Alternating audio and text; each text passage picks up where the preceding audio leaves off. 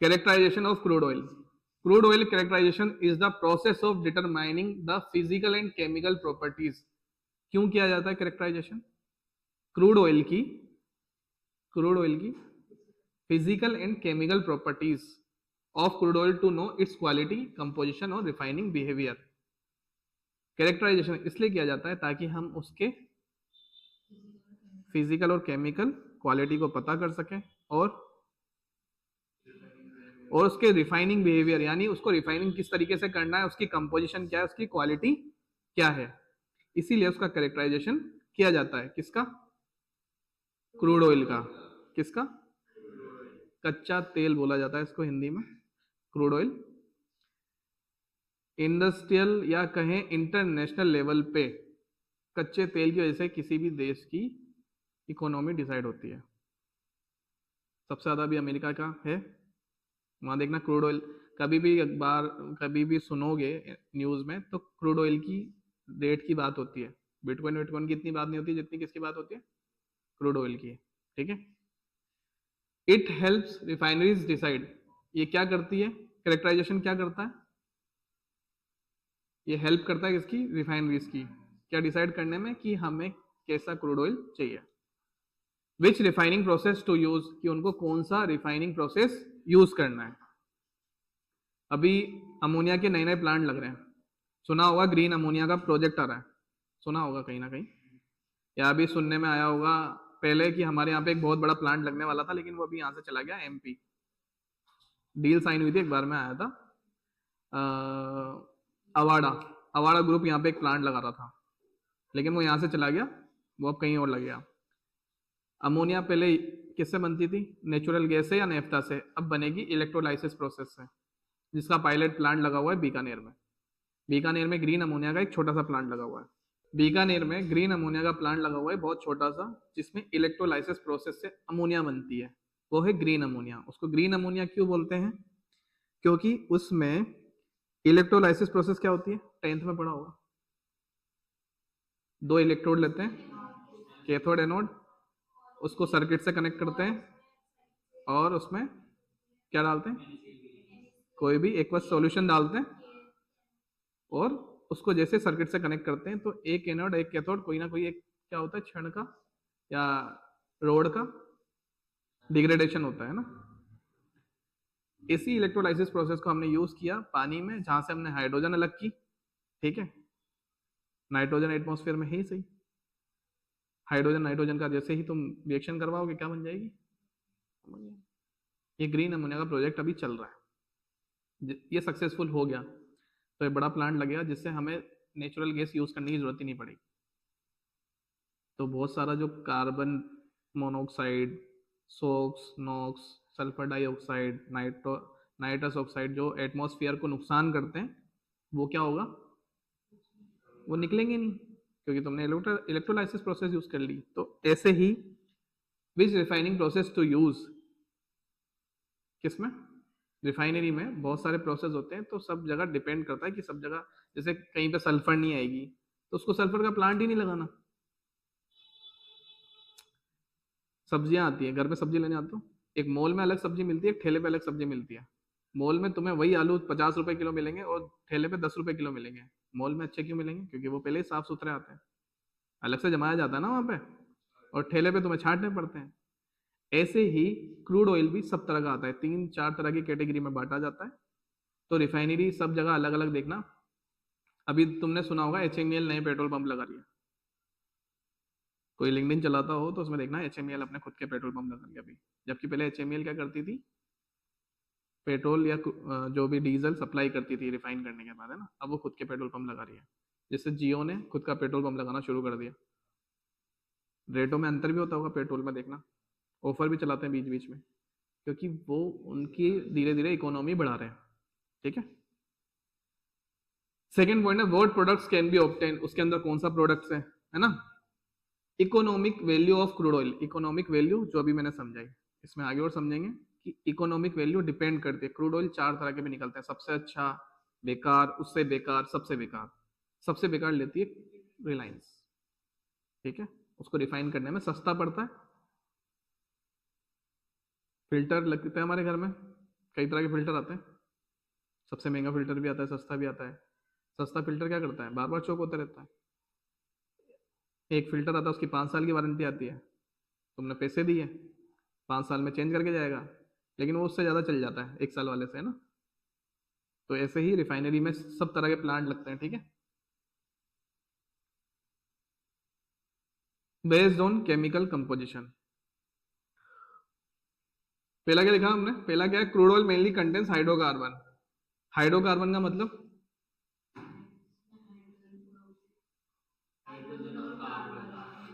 वह कंपाउंड या वह मिक्सचर जो हाइड्रोजन और कार्बन से मिलकर बना होता है वो हाइड्रोकार्बन कहलाता है। कहीं कॉपी में लिख लेना, ये पूछ लिया जाता है और आता ही आता है। हाइड्रोकार्बन कितनी तरह के होते हैं, सेचुरेटेड और अनसेचुरेटेड। कंफ्यूजन आया, ठीक है। दो तरह के हाइड्रोकार्बन होते हैं, सेचुरेटेड और अनसेचुरेटेड। सेचुरेटेड कौन से होते हैं, जिसमें सिंगल बॉन्ड होता है, ठीक है, और अनसेचुरेटेड डबल बॉन्ड या ट्रिपल बॉन्ड होता है। Paraffinic crude oil, high percentage of paraffins या कहें alkanes, high percentage of paraffin या alkanes produce more lubricating oil and wax. इसमें क्या निकलता है, लुब्रिकेटिंग ऑयल और वैक्स निकलता है। लुब्रिकेटिंग ऑयल होता है, इंडस्ट्री में कई तरह के लुब्रिकेटिंग ऑयल यूज होते हैं, SP46, SS46 और ठीक है SS68। SP मतलब होता है सर्वो प्राइम 46, SS होता है सर्वो सिस्टम 46, SS होता है सर्वो सिस्टम 68। ये अलग अलग मशीनों में बेयरिंग में डलता है, किसी में क्लच में डलता है। अब तुम खुद सोचोगे, जब तुम गाड़ी का ऑयल लेने जाते हो उसमें कई तरह के ऑयल आते हैं, एक दो के नाम मुझे याद नहीं आ रहे, सर्वो और हाँ कौन सा, मोटूल, मोटूल करके डलता है। सबसे महंगा ऑयल कौन सा है, मोटूल ऑयल है ना। उसकी देखना, उन चारों को लेना कभी, कभी टाइम मिले या किसी का, हाँ उसको कभी अलग अलग चीजों में डाल के देखना, हाथ पे देख लेना चारों को अलग अलग डाल के, तुम्हें उसकी थिकनेस या विस्कोसिटी में अंतर पता लग जाएगा। जो ऑयल थोड़ा सबसे ज्यादा गाढ़ा होता है वो ज्यादा यूज करते हैं, क्यों, क्योंकि वो तुम्हारे बेरिंग को डैमेज होने से बचाएगा। क्योंकि जितना वो गाढ़ा होगा उसके बीच में लेयर के बीच में उनको कांटेक्ट लाने में कम करेगा वो, क्योंकि फ्रिक्शन उसके बीच में कम होगा और वो ज़्यादा टाइम तक चलेगा। इसलिए सबसे महंगा ऑयल थोड़ा सा जेब पे कॉस्ट आ जाए लेकिन डलवाना चाहिए, मेरा मानना ये कहता है, वो ज़्यादा चलता है। लेस एसफेल्ट, एसफेल्ट मतलब कोलतार या डामर, वो बहुत कम निकलेगा किसमें, पैराफिनिक क्रूड ऑयल में, ठीक है। एग्जाम्पल लाइट क्रूड ऑयल, कैसा, लाइट क्रूड ऑयल किसका एग्जाम्पल है, पैराफिनिक क्रूड ऑयल का। बी है naphthenic crude oil, high percentage of naphthene, क्या होंगे इसमें, हाई परसेंटेज ऑफ नेफ्थीन हो जाएंगे। गुड फॉर गैसोलीन प्रोडक्शन, किसके लिए यूज है, गैसोलीन प्रोडक्शन के लिए। नो वैक्स फॉर्मेशन, इसमें वैक्स नहीं बनेगा, ठीक है।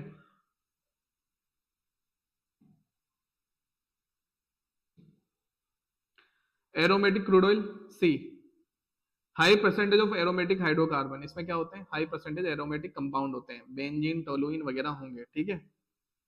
मोर एस्फेल्ट कंटेंट, ज्यादा मात्रा में क्या होगा, कोलतार डामर, कुछ भी बोल सकते हैं उसको, है ना। ये वर्ड याद कर लेना, ठीक है। यूज फॉर पेट्रोकेमिकल्स, किस में यूज होगा, पेट्रोकेमिकल्स में यूज होंगे, क्या IOCL NFL कहीं भी पूछ लिया जाता है कि एरोमेटिक कंपाउंड कौन से होते हैं या कहाँ यूज होते हैं, तो एरोमेटिक कहाँ यूज होते हैं, पेट्रोकेमिकल। ये तुम्हें पता होना चाहिए, ये क्वेश्चन आता आता है, इस पर इंपॉर्टेंट लगा लेना, ठीक है, जब भी नोट करो। Mixed base, mix base compound भी निकलते हैं, पैराफिनिक, नेफ्थेनिक, एरोमेटिक, हाइड्रोकार्बन, ये मिक्स भी निकल सकते हैं, ठीक है। यहाँ तक हो गया, समझ में आ गया किसी को क्वेश्चन इसमें। Based on API gravity, API gravity tells whether crude oil is light or heavy, API एक स्टैंडर्ड प्रोसीजर है जो डिसाइड करता है कि क्रूड ऑयल हल्का है या भारी है, ठीक है। एपीआई का मतलब होता है अमेरिकन पेट्रोलियम इंस्टीट्यूट, ठीक है, उसकी तरफ से डिसाइड होता है। ये फॉर्मूला होता है एपीआई का, क्या है, API equals to 141.5 upon specific gravity minus 131.5। ये फॉर्मूला याद कर लोगे तो बेस्ट है। तुम्हारे कोर्स में नहीं है, ये तुम्हारे कोर्स में नहीं है, लेकिन अगर तुम इसको लिख दोगे तो कोई गलत भी नहीं कहेगा, ठीक है। ये मान के चलो ये तुम्हारा एडवांस लेवल का है जो तुम सबसे अच्छा जानते हो, ठीक है।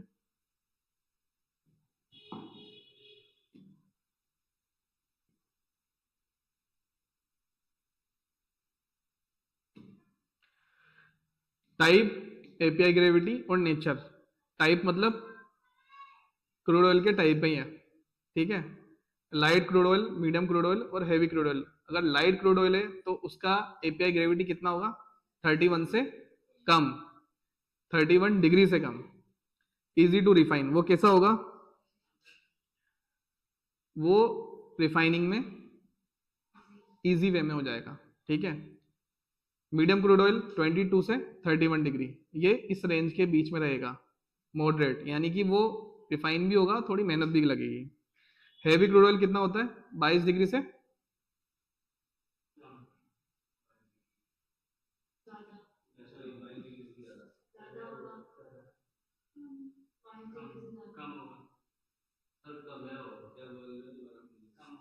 इसका मतलब क्या है, 22 से कम। डिफिकल्ट टू रिफाइन क्या होगा, उसका रिफाइनिंग प्रोसेस बहुत भारी होगा या बहुत मुश्किल आएगी उसमें ना। Higher API, lighter crude, more valuable. जिसकी एपीआई ज्यादा होती है, सिंपल सा लॉजिक याद रखो, जिसकी एपीआई डिग्री ज्यादा होगी वो लाइटर क्रूड मतलब हल्का क्रूड ऑयल होगा, और मोर वैल्यूएबल मतलब वो,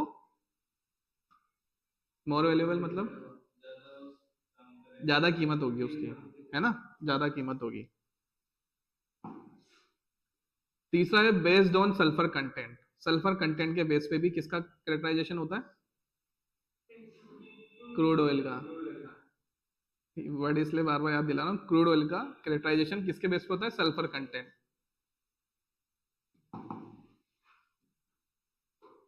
ये टेबल ध्यान से देखो, टाइप, सल्फर परसेंटेज और नेचर। स्वीट क्रूड और सोर क्रूड, ये डेफिनेशन याद कर लेना, लिखवा दूंगा। लेकिन दो तरह के क्रूड ऑयल होते हैं सल्फर के हिसाब से, स्वीट और सोर। लेस देन 0.5% का मतलब लेस कोरोजन। सल्फर कंटेंट अगर किसी में गया तो वो उस इक्विपमेंट में जाके क्या करेगा, कोरोजन करेगा। क्या करेगा, कोरोजन से क्या होगा, खराब हो जाएगा। तुम्हारे घर की खिड़की दरवाजे अगर लोहे के होते हैं, उसको देखना ज्यादा भिगाते नहीं है, उसको गीला नहीं करते, क्यों, जंग लग जाएगी। और जंग से बचाने के लिए क्या करते हैं, पेंट करते हैं। इसीलिए कहीं भी इंडस्ट्री में सल्फर रिमूव करने के लिए अलग से यूनिट लगती है, ठीक है।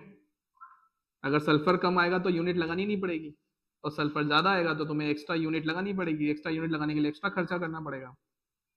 तो स्वीट क्रूड होता है जिसमें लेस देन 0.5%, यानी कि उसमें लेस कोरोजन होगा, वो हमारे लिए ज्यादा यूजफुल है। सोर क्रूड मतलब जिसमें 0.5% से सल्फर ज्यादा होगी। मोर H2S कोरोसिव, वो ज्यादा हाइड्रोज, H2S मतलब हाइड्रोजन सल्फाइड, हाइड्रोजन सल्फाइड, उसमें क्या था, क्या होगा, H2S होगा, और उसका नेचर कैसा होगा, कोरोसिव होगा।